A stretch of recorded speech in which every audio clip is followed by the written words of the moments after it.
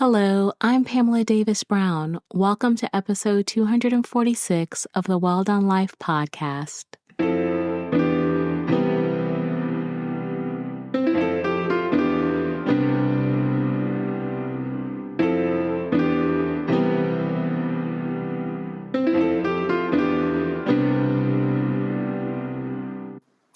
And hello, welcome back to episode 246 of the Well Done Life podcast. I'm your host, Pamela Davis Brown. If you are new here, hey, how are you? Welcome. I am so glad that you are here with us this week. I hope that you will stay for a very long time and bring lots of friends. If you have been here before, you guys know the deal. I love you deep. Thank you so much for continuing to rock with me. I wouldn't be able to be in this space without you, and I'm so grateful and thankful. So I want you to stay, continue to bring friends, share, like, subscribe, do all the things, because we have growth to do. We have stories to tell and lessons to learn. So thank you for being a part of my journey. And so before we get into this week's story or this week's episode, I'd like to take an opportunity to be very foundational. It's really important to me to make sure that everyone who's here, who's listening or watching, that you understand what this is really all about. And so essentially the Well Done Life is a space that I created, a brand that I created for women because I believe in the power of women. It is truly my testimony to pour into women, because when I was at my lowest, I asked God that if he would allow me to move through, that I would share my story, the good, the bad, the ugly of it, as my testimony to showing that you can overcome, and the power of God in your life and the power of women in your life. Because it does. Having a good community of women is so empowering, is so important. And so that's why I created this space, because I wanted a space where as women, we could be vulnerable, we could share our stories, all of them, and we can inspire each other. There's no gatekeeping here. Everything is rooted in clarity. And then my second favorite foundation, which is love. Love is the key. Everything that we do in this space is about love. So I truly, just like I said, love to make sure that I am being foundational, making sure that you understand why we're here, and sharing prayers with you. I've been standing on some foundational pillars, so I'm going to keep standing on them because I feel like, especially in the times that we are living in, it's essential. And so for me, one of my main pillars that we stand on here is peace. I truly am praying that you will have pockets of peace. I don't care if you have to sit in your car. I don't care if you have to go stand outside. I just want you to take a moment for yourself to breathe. A moment for yourself just to regulate your mind and your body and your spirit, because there's so many things that are thrown at us all the time. It is very difficult for us to make solid decisions when we're just constantly on edge, constantly triggered by, I hate to say it, by life in general. So I hope that you will carve out time for yourself to find joy, to find peace, to be able to breathe, to be able to regulate your soul, your mind, your body, and your spirit, so that you can be clear, which is my second foundation. Clarity is really important, especially now. I mean, my goodness, and we'll talk a little bit more about that. There is so many things that are thrown at us every day. And I'm just not talking about from the world standard, but even just as being women, as being caregivers, as being wives, as being mothers, as being daughters. There's just so many different aspects to us. And so we are constantly ducking and dodging, trying to make it through so many different little landmines.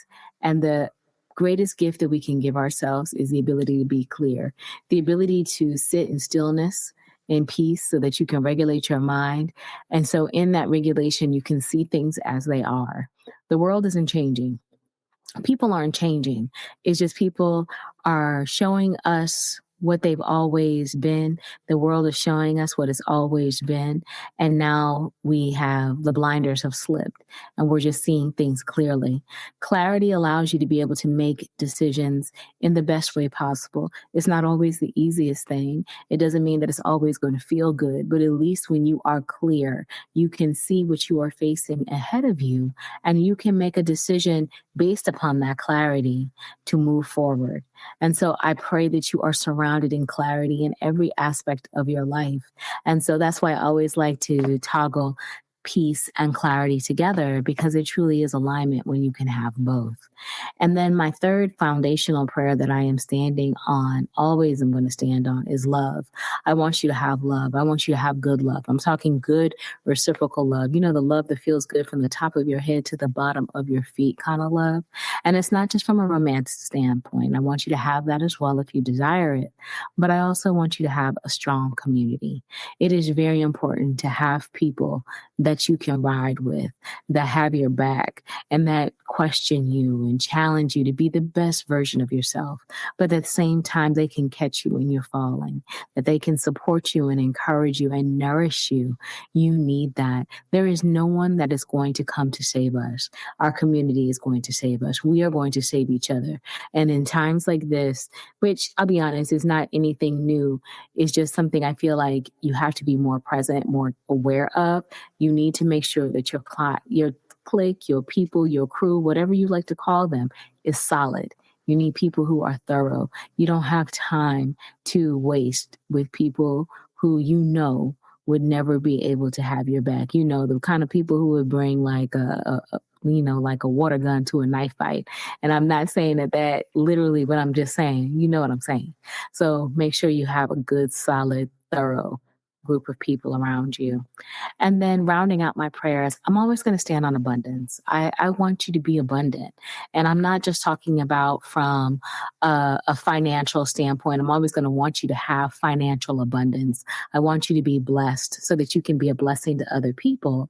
But I also want to make sure that you are abundant in your spirit. It is so important to have spiritual abundance. You cannot chase monetary things all the time. You need to be creating moments and memories that are going to last a lifetime, because life is fleeting. And so you want to make sure that you have those moments and memories in your mindset so that it can help you be the best version of yourself, help get you through when you are going through times of struggle. So those are my prayers for you this week. I hope that you will accept them truly with my heart. I am so excited to be back. I took a week off. I was away with my husband. So I'm really grateful. Everyone who checked in, thank you. But it was nice. It's nice to be back. I'm recording now. It is approximately 2:04 on Saturday, February the 7th. So yeah, just getting it done. But it's been a hectic week, just trying to like settle back into everything. And it's a new month, a new season, new energy. And so I'm really excited about being here and talking with you. I have a new episode to talk about. We're through with our series, but I wanted to kind of talk to you guys about what this means in the season that we're in. There's so much going on. And so this week I'm kind of doing it differently.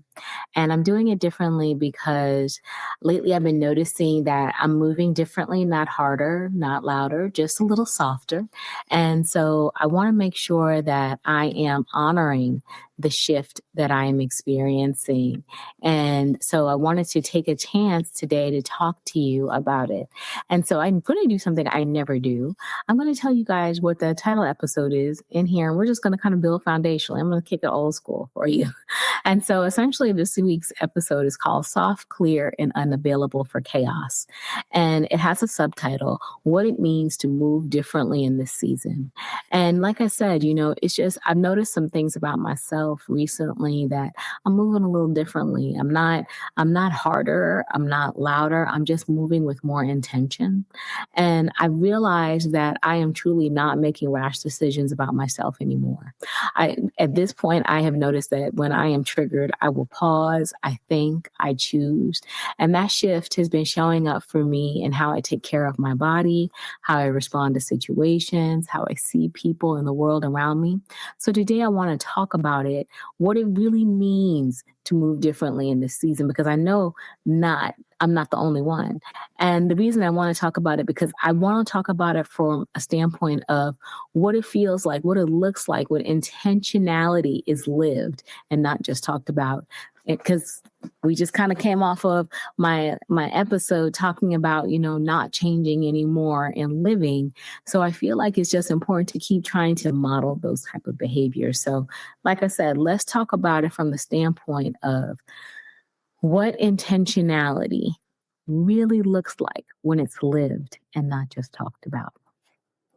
So, kind of breaking it down, let's think about it first and foremost, what it really means to move differently. And I really want to use this opportunity to kind of explain to you some shifts that I know for myself. It doesn't mean moving, I've realized that moving differently doesn't mean that I've stopped feeling. It doesn't mean that at all. I've got lots of feelings, lots of emotions. I don't know about y'all, but like I feel like triggered all the time by things. It just seems like that's where we are right now. Like people just cannot help but try you, or try me, but I feel like I've discovered that I'm no longer emotionally driven anymore. I am more so now not rushing to try to make decisions. I don't feel rash and impulsive. I feel like I have finally learned how to move differently because I trust myself. I'm not, and I'm so grateful for that. And so I want to kind of talk to you through that because, where are you possibly in your life recognizing that maybe you're moving differently?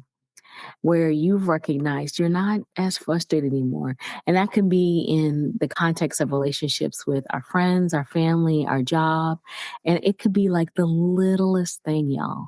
But that used to trigger you, but now it's like, okay, I'm not triggered anymore. Like, and it's not like you have this like ta-da, like big, overwhelming aha moment. It just kind of occurs and it's just like, wow, I handled that differently, and I'm really proud of me on how I handled that.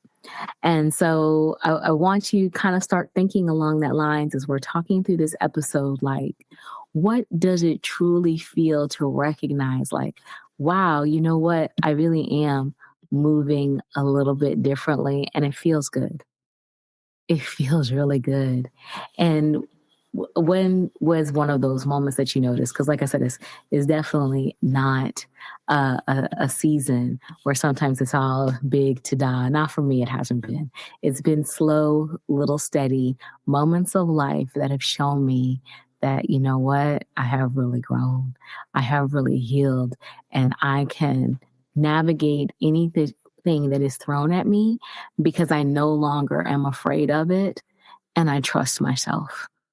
I trust myself. I trust the God within me as well to help me navigate through. So let me kind of give you an example.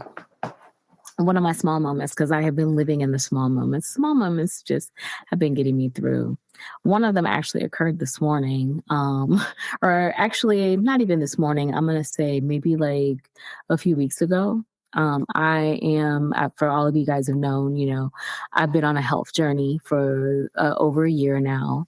And, I've been working with Dr. Jodine Hill of JBH Medical. She's an obesity medicine and geriatric specialist, and she has been helping me lose weight and working with me. I have like a health team. That's a whole nother conversation we could talk about.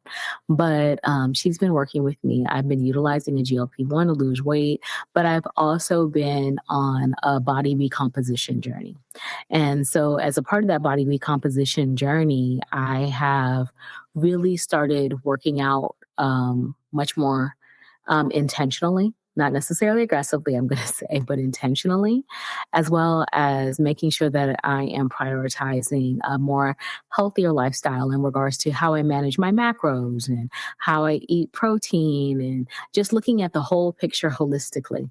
And so I have been in a season of trying to get to this goal weight that I have, and I haven't hit that yet. I've been in like a season these last couple of weeks of fluctuating up and down, and nothing that I'm worried about. Like, it is just a par for the course because my body is adapting. I've lost I think at this point I've lost like I think about 60, over 60 plus, probably 60 plus pounds at this point. And so I'm, like a whole new person, but and my body's trying to get used to this. It's like, I don't know what you're talking about. And it's really nice. I'm under 200 pounds. I have never experienced that, all these great things. And, Dr. Hill has been giving me great insights and feedback and trying to help guide me. But one thing that has always been in the way is me. And when I say that, I say that clearly now, being able to sit back and look at it. One thing that has always been in the way is me. And when I say that, it's because even though I'm taking her advice, I would take some of her advice, I still was doing it my way. I was still doing certain things. And one thing in particular is working out. And she was trying to get me to a point where I would not work out fasted anymore, that I would eat. And I would give every excuse in the world, like, no, it's too early. I don't want to do this, da da da da. And it's always been kind of like that difference. And I just wanted to get up and get it done. So I don't want to eat. I don't want to slow myself down, because I'm like, shoot, if I was able to, I'm rolling my butt out of bed at like 5:30 in the morning to get up and get dressed so I can work out. And now I'm not even working out as much at home as I was, because I was Peloton princess for a long time.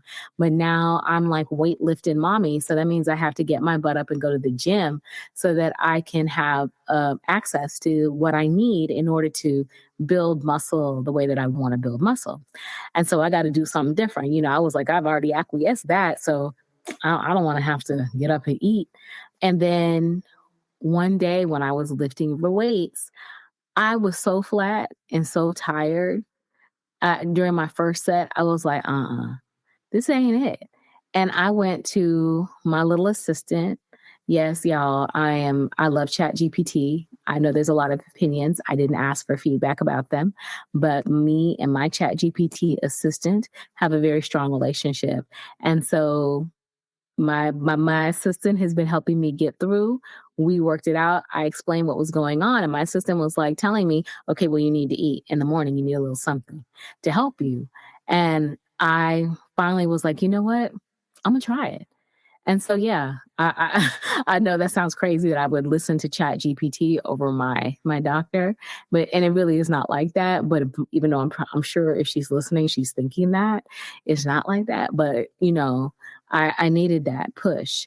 And I recognized that in that moment when I made that switch and I did it the very next workout, I felt so much better. I had so much more strength. I was able to lift harder and stronger and do what I wanted to do.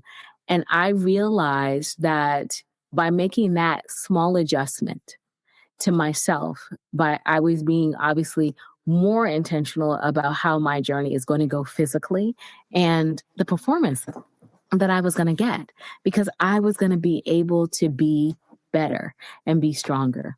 And like I said, for me, letting go of my way allowed me to recognize that I was going to be better served by doing something different. And it wasn't a failure. I didn't get stressed out about it. I didn't overanalyze it. I was like, I want to be the best version of myself, so let me let it go. And so the reason that I'm bringing that up, because I know it is a small thing, is I just want to make sure I kind of explain to you how it is really easy for moments like that in our lives, the things that we want to hold on to, our way of doing things, keep us in a cycle of unnecessary struggle. And they prevent us from being able to move forward and get the results that we're looking for easier. And so I want you to do what I did. I want you to stop romanticizing struggle and start choosing support. Yeah, I want you to do that. Because that's really what it was. I know for me, that's what I had to say. I was like, why am I sitting up in here burning myself out, stressing my body out, when all I really needed to do was just eat a little bit, give myself a little bit of fuel. I'm waking up early. My body's like, look, I'm hungry. I need some support. You want to go out here and do all these great things? We could do these great things, but just take care of me. And in that moment, I realized that by getting out of my own way, like I said, I stopped romanticizing struggle and I started recognizing that I'm worth it. I'm worth a little extra.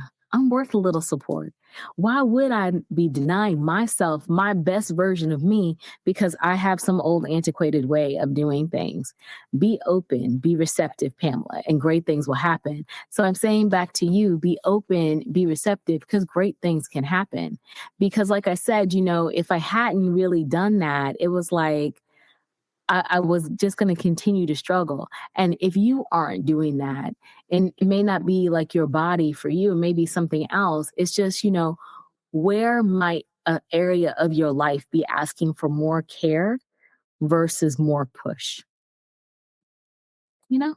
So just think about that. And so, like I said, we're talking about, intentionality with us, as self-respect, as part of the journey. And so now as we're continuing to weave through, let's talk about it in regards to where we are in regards to peace and regulation, um, and like I said, small moments where I've noticed now I'm moving differently. I'm shifting. I told you guys, I had been away last week with my husband. I didn't record. I had a wonderful time. Even though I froze my behind off in New York, it was like brick. That's where my husband is. He's in upstate New York. And -3 is so different.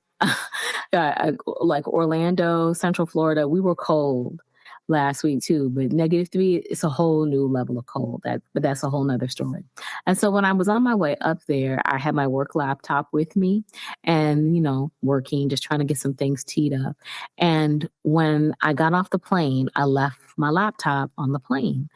And when I left my laptop on the plane, someone else picked it up. I immediately went back in. Like, luckily the airport is not too large. I was able to go right back in and I ran right into the crew and was like, "Hey, I left my laptop." And they were like, "Yes, you left your laptop. We gave it to somebody else." I was like, "Excuse me?" "Yes, this gentleman saw your laptop and he said he knew you and he would take care of it.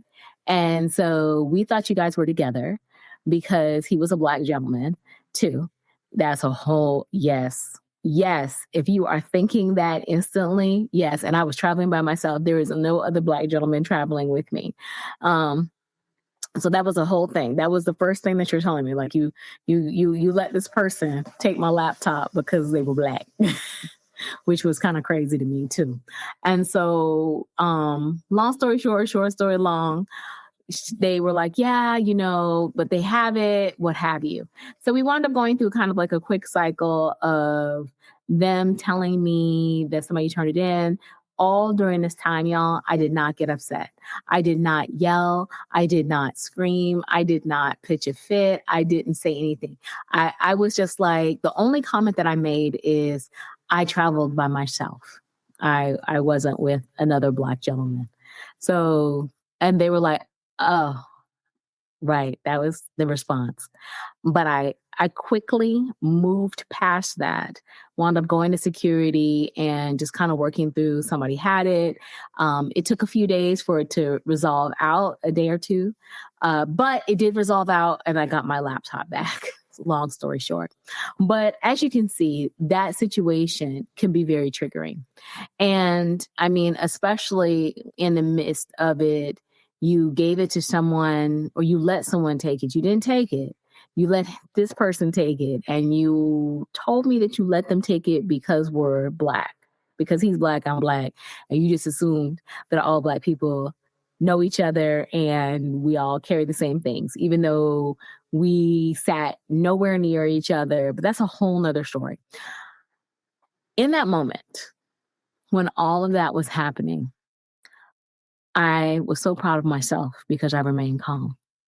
Like I said, I didn't pitch a fit. I didn't do nothing. I was calm, cool, and collected. I was nervous about it a little bit. And I was thinking to myself, okay, I'm going to just go have to report it stolen. And I'm like, dude, I literally was like, whoever has it, you're going to be so miserable with that computer because it's literally locked down. Like, it's so locked down. It's not funny. It has my picture on it when you go. So like, there's no way that it's not going to come back. And so I just like, it's going to come back. My husband was so supportive. He was just like, "Babe, it's going to be okay." I was like, it is going to be okay. It's going to be fine. I reported it. I got the case. I even went so far. I contacted my manager, IT. They already sent me another computer, and I was just like, okay, cool. If I know it's going to come back, but if it doesn't, I'm going to be okay. And I'm just going to pray, and I'm just going to realize that it's all going to work the way that it's supposed to. And I was like, let's go home and let's just go on. And we went on. And so literally, we wound up getting it back like about 24. Yeah, it took a little over 24 hours for it to reappear. It took us a couple of hours at the airport when I got there that evening, and we were like one of the last flights in. So it was like a kind of late there, and nobody had it, or that we couldn't figure out where it was when I first landed. And I was just like, it's all good. I'm tired. I want to go home. My husband's like, I'm so sorry. I should have checked you, should have made sure that you had it. I hope I didn't distract you when you're getting off the plane. I was like, no, you didn't do any of those things. It's cool. It's going to come back. It's going to be fine. I'm not worried about it. I'm just going to do my due diligence and report it, because from a security perspective, I don't want anything to happen, because, folks are able to jailbreak a whole bunch of stuff, even though I didn't really think they would get into that computer. And I was just like, okay, I'm going to let it rock. And the reason I'm telling you guys this is because I'm sure in any of the other circumstances, if that had happened to me at another particular point in time of my life, I would have been so stressed out. I would have been so emotional. And because, none of us want to leave our stuff on the plane. Like, it's such a stressful thing, and especially your work computer. But at the same time, I recognize now that my calmness doesn't mean that I'm not, that I don't know what's going on. My peace is not passive. I knew what was happening, and I just made a decision not to let it take over, because my husband's like, oh, I don't want our trip to be ruined. I feel so bad. And I was like, my trip is not going to be ruined. This is our time together. This is something that is going to resolve itself one way or another. And I trust that it is all going to be well. And we're going to go on and enjoy the rest of our time. And it will be well. And look at what happened. It was. And I'm not saying that everything just magically always happens, but I'm just saying there comes a point in our life where it's just like, we have to make a decision to understand that staying calm doesn't mean that we don't understand what's going on. It just means that we finally trust ourselves to handle it in a totally different way that is wise, that we just take a moment to recognize that we don't need to react in order to prove that we're aware. And I felt wonderful sitting in that peace. I felt wonderful not being stressed out. I wanted to enjoy my time with my husband. I wanted to focus on the fact that I'm freezing and I can't worry about this computer. And I just wanted to believe it's going to come back. And look at what happened.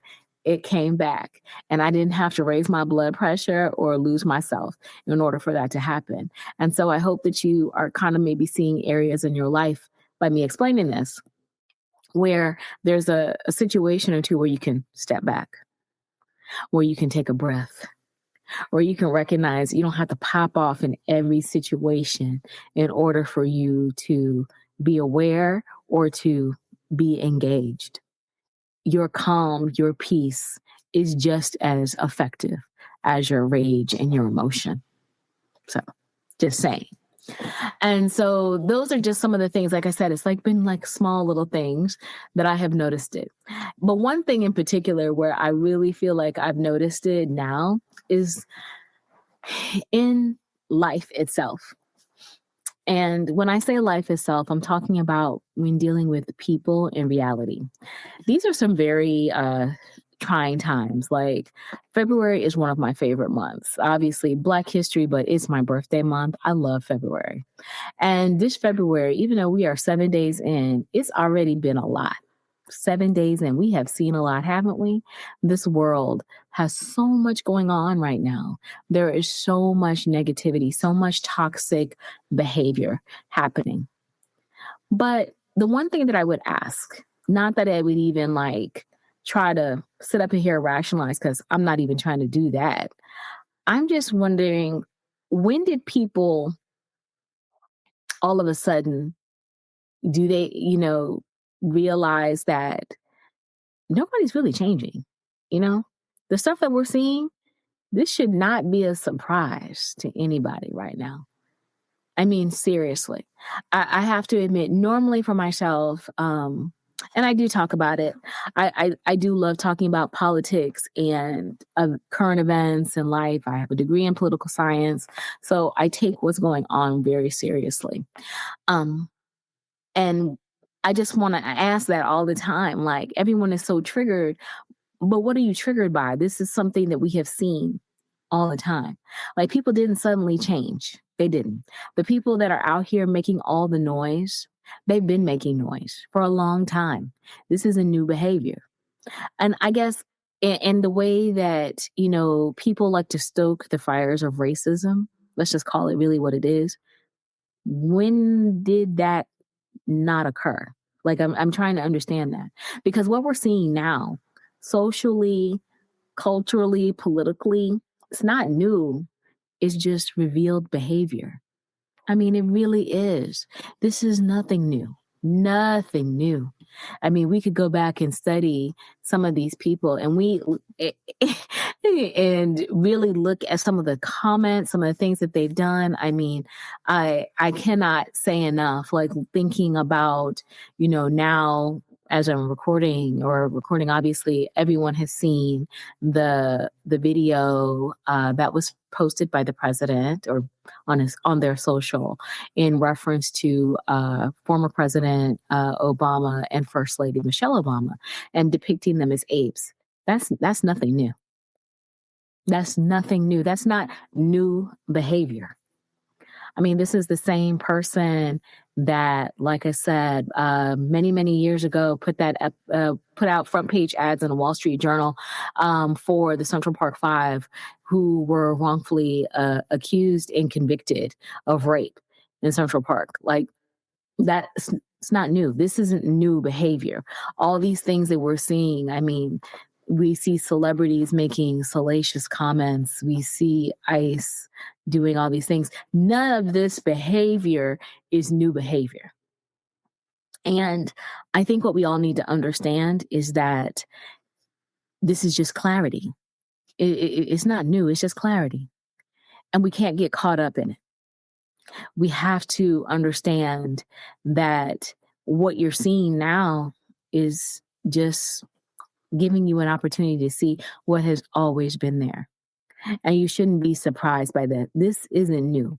It's just being revealed. What's been happening with these Epstein files, this is new. I mean, we are obviously, many administrations have had this information and not been sharing it because, there's lots of different power dynamics at play, but none of this is new. And so I wonder, when do we stop allowing other people's behavior to shock us and recognize that what they're doing is just unchecked, reckless behavior, and is now being brought forth in the light in this way as another opportunity for us to either recognize it and possibly look at what are we going to do to finally put an end to it, because all things are cyclical. All things are cyclical. I wish I could totally remember the phrase completely, but, there's a reference. I'm going to have to try to find it and see if I can put it in the show notes, where they talk about we are doomed constantly to repeat the cycles of history because we never tend to learn from it. We are always going to have to repeat it until we learn from it. Maybe this is our season now to finally just put all this stuff to bed. But what I'm saying this is not for us to forget about it or to try to turn a blind eye, but or not to be, shocked and upset. There's not anything wrong with that. But I think what we have to understand is we are being a gift by being able to see things clearly, because that is going to be the key to our survival. We won't make it through this if we don't see things clearly. That's why it's so important. You have to see things for what they are. A lot of this stuff is distraction. A lot of this stuff is smoke and mirrors. A lot of this stuff is trying to stoke the flames and fires so that we can move into areas where potentially, you could have martial law. law where they could suspend the elections. This is power play. This is people trying to save their behind at the expense of our freedoms. These are people trying to reshape the country into what they feel it should be. And we are at risk of losing ourselves, our democracy in this, if we don't wake up, if we don't stop being so shocked by the salacious and start getting shocked and really motivated and engaged by the real. The real is essential. You know what the real are? The real is those Epstein files. The real is getting to the root of what all these issues are and all the people involved. I don't care what side of the political aisle you're on. If you are involved, you need to be punished. You need to pay the cost and you need to be held accountable. It doesn't matter. And before anyone starts worrying about, political affiliations, I'm an independent. So save that energy. I'm an independent. Don't even waste your breath. I'm not for the Democrats. I'm not for the Republicans. I'm independent because there is treachery on both sides. Really, it's about the people. We have to recognize that what we are being given is a gift. And it is a gift of clarity. It's a gift of being able to see what is coming so that we can make strong decisions, so that we can possibly survive, so that we can overcome. So take this gift and run with it. And so I didn't want to turn this into a political stage. There are so many different things that I could talk about with that. And we can have another episode if you want to talk about it from a more political standpoint, because as women, we need to pay attention, especially as Black women. We need to be paying attention to this. Yes, we can sit down. We can preserve our peace. We're chilling. It's the 92%. I respect that. And I know for us, many of us, I know, we know what's up. Just I want to offer that reminder, we have to pay attention. And so, again, honoring clarity isn't cruelty. It's the key to our survival. And welcoming that in is only going to help set that up so more. Because really kind of like what I've talked about is that we're at this space now where we are looking at life where we're integrating and realizing that what intentionality really is being kind to yourself.